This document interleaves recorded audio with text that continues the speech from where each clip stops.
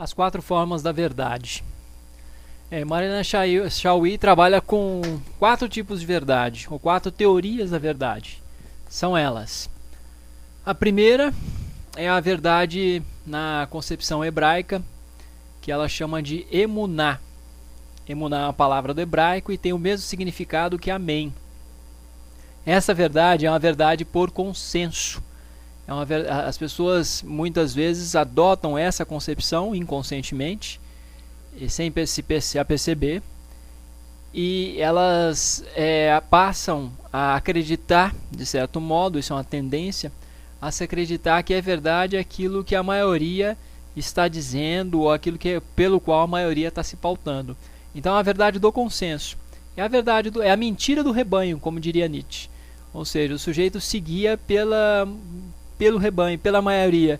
Maria vai com as outras na hora de se pensar o que é a realidade, ou a verdade da moda, né?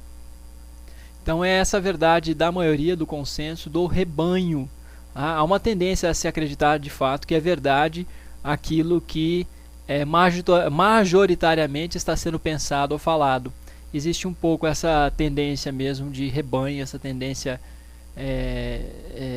inconsciente. A segunda concepção se remete à Idade Média, e é o que os medievais chamavam de veritas. A concepção escolástica medieval era de que a verdade era o que eles chamavam de veritas, em latim. Veritas, então a verdade, seria a correspondência entre o intelecto e a coisa. O que quer dizer isso? É a ideia, a concepção de uma verdade por correspondência.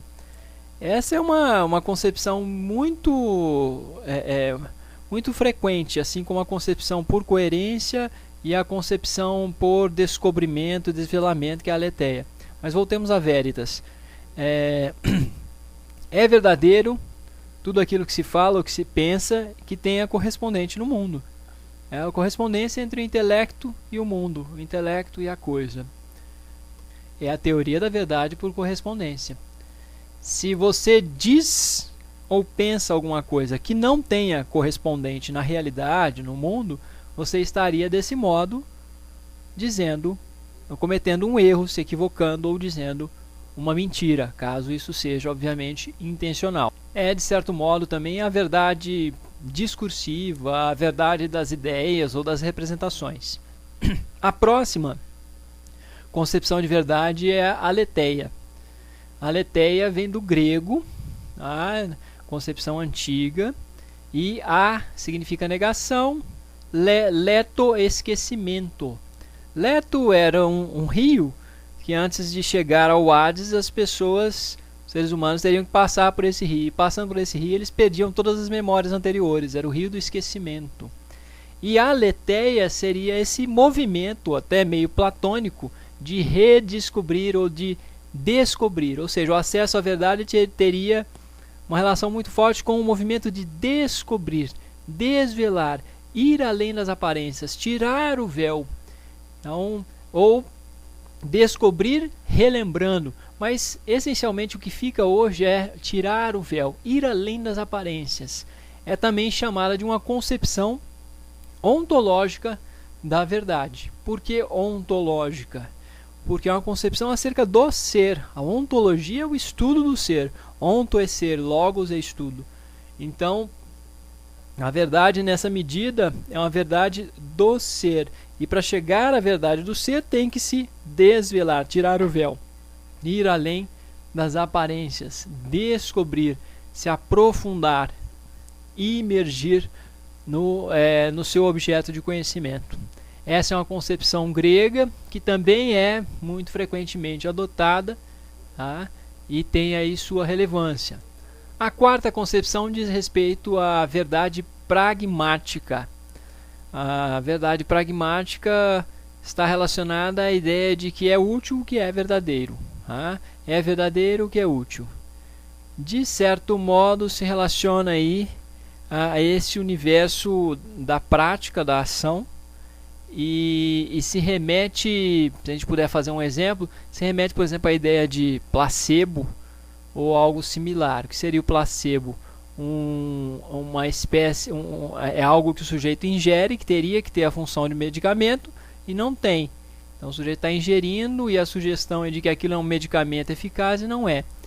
Exemplo, ingerir uma pílula de açúcar e achar que é um medicamento eficaz, e isso passar a ter efeito. Aí seria verdadeiro porque tem esse efeito. Logo, a verdade seria a verdade da utilidade, né? O verdadeiro seria medido por sua utilidade ou eficácia.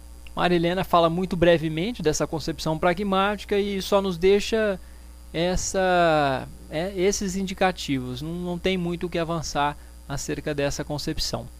Uma quinta e última definição, que também é muito adotada e talvez e seja muito importante em complementação com a veritas, ou a verdade por correspondência, é a teoria da verdade por coerência.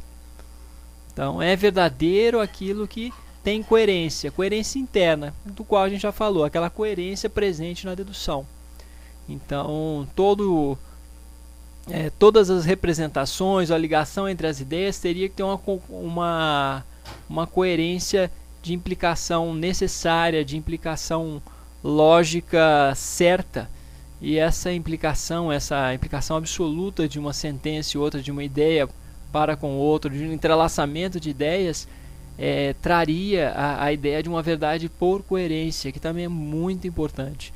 Então, sempre transitamos aí, basicamente, quando se fala de universo acadêmico, científico, filosófico, entre três grandes concepções: a aletheia, que é o movimento de descoberta de além das aparências; veritas, que é a verdade por correspondência, de fato conseguir falar algo que tenha correspondência no mundo, conseguir pensar ou falar algo que mostre correspondência com o que existe; e coerência, que é de fato conseguir transitar entre uma ideia e outra, ou da implicação de uma ideia para outra, de uma forma razoável, de uma forma lógica.